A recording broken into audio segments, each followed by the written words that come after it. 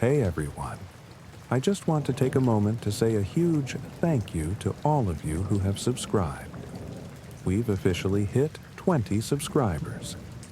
It might not seem like a lot, but to me, it's incredible, and it means so much that you've decided to join this journey. But here's the wild part. Only 9% of you watching right now are actually subscribed. That means there's a whole bunch of you out there enjoying the content, but haven't hit that subscribe button yet. So, if you're enjoying what you see, smash that like button and click subscribe to join our amazing community.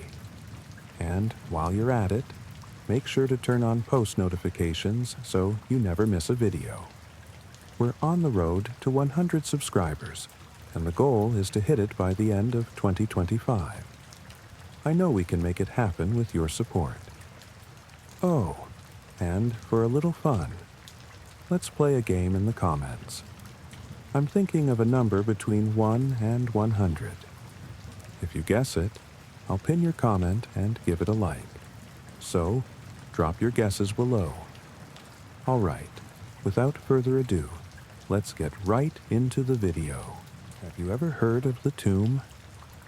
That was the question Ben Harper posed to me, his roommate and closest friend, late one night in our shared dorm at Yale University.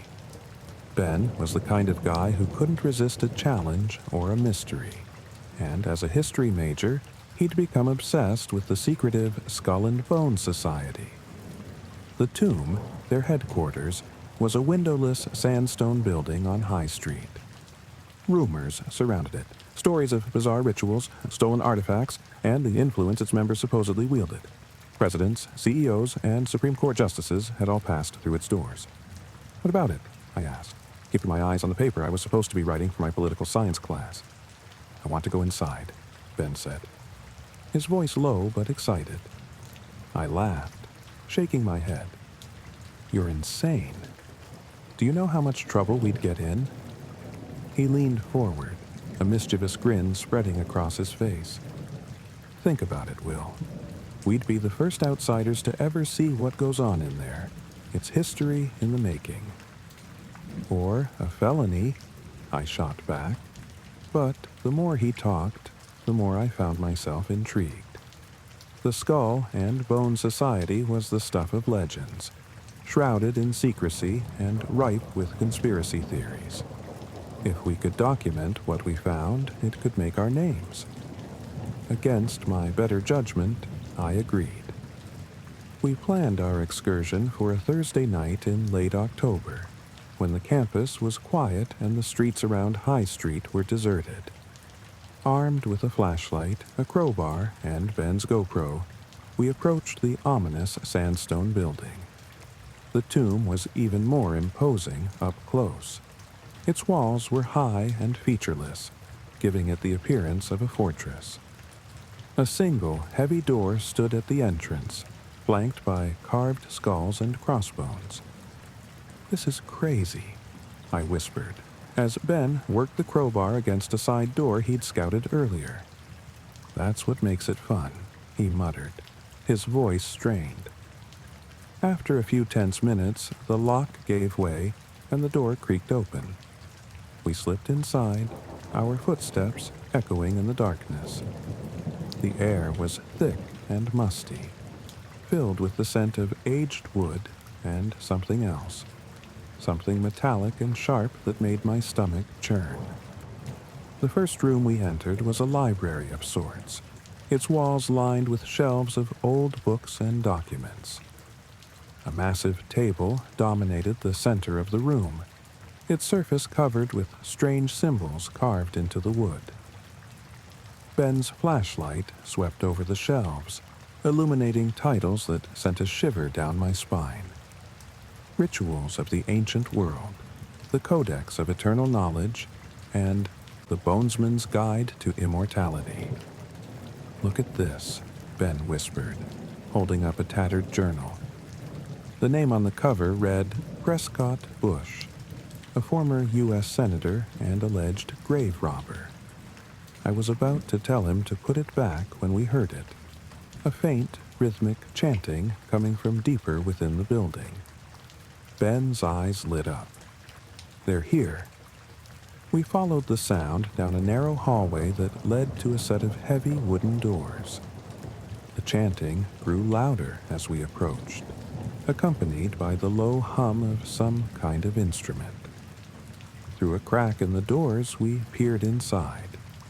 The room beyond was a circular chamber, its walls adorned with macabre decorations, human skulls, bones, and tattered banners bearing the skull and bones insignia.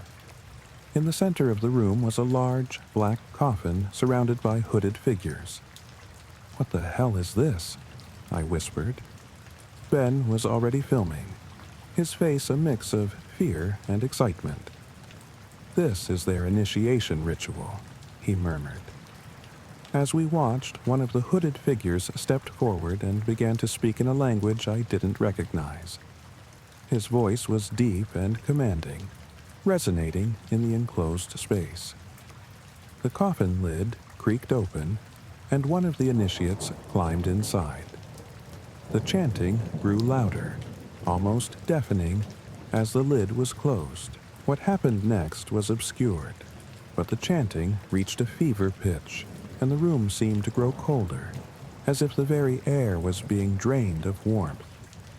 I felt a hand on my shoulder and jumped. Ben was motioning for us to leave, his face pale.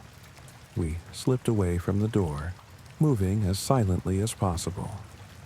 The eerie chanting still filled the air, and my heart pounded with every step. "That was insane," Ben whispered once we were back in the hallway. "We need to get out of here," I hissed. But Ben wasn't ready to leave. "There's more to this place. What if we find something no one else has ever seen?" "Are you kidding me? We just saw them perform. Whatever that was. Let's not push our luck."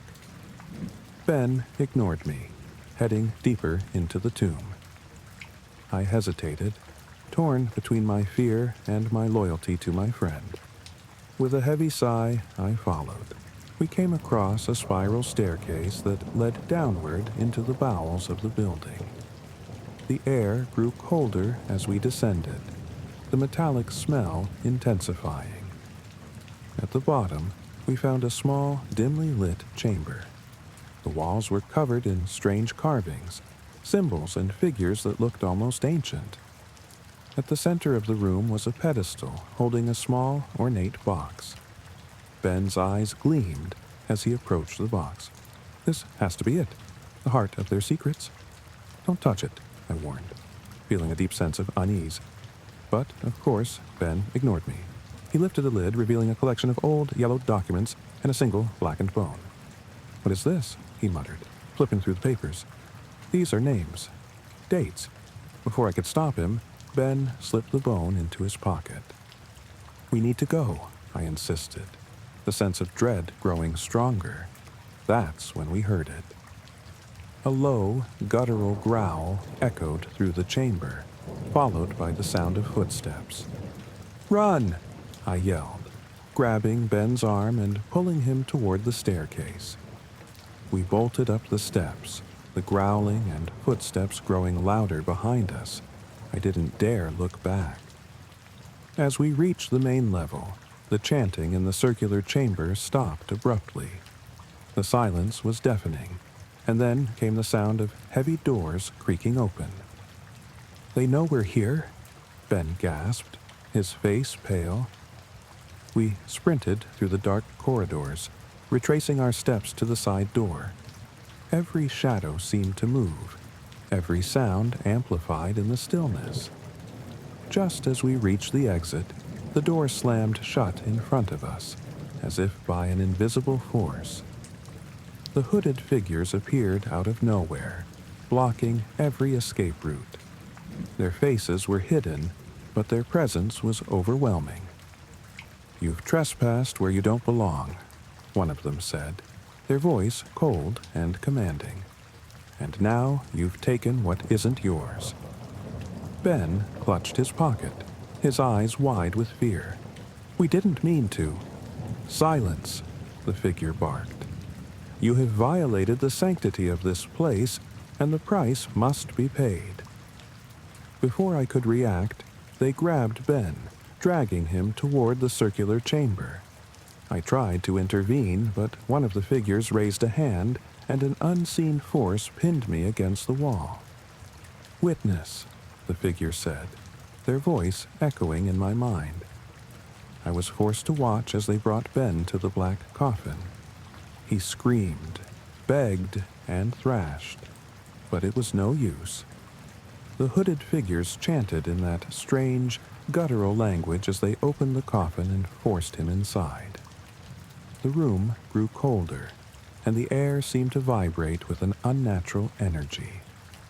The lid of the coffin slammed shut, and the chanting reached a deafening crescendo. Then, silence. When the lid was lifted, the coffin was empty. I don't remember how I escaped.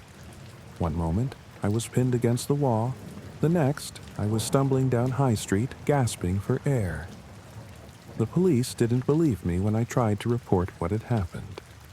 They chalked it up to a drunken prank gone wrong, even though Ben was nowhere to be found. Over the next few weeks, I tried to tell my story to anyone who would listen. Journalists, professors, even conspiracy theorists. But every time I shared what I'd seen, something happened. My phone was hacked, my emails disappeared, and I started noticing the same black SUV parked near my dorm. Then came the threats. Anonymous notes appeared under my door, warning me to stay silent. One simply read, "You've been warned." Eventually, I had to drop out of Yale. The pressure was too much, the fear too overwhelming. I moved to a different state, changed my name, and tried to start over. But the memories never left me. Sometimes, late at night, I still hear the chanting in my dreams. And sometimes, I see shadows moving in the corner of my eye. Shadows that don't belong. As for Ben, his disappearance remains a mystery. But I know the truth, even if I can never tell it. Because some secrets are too dangerous to uncover.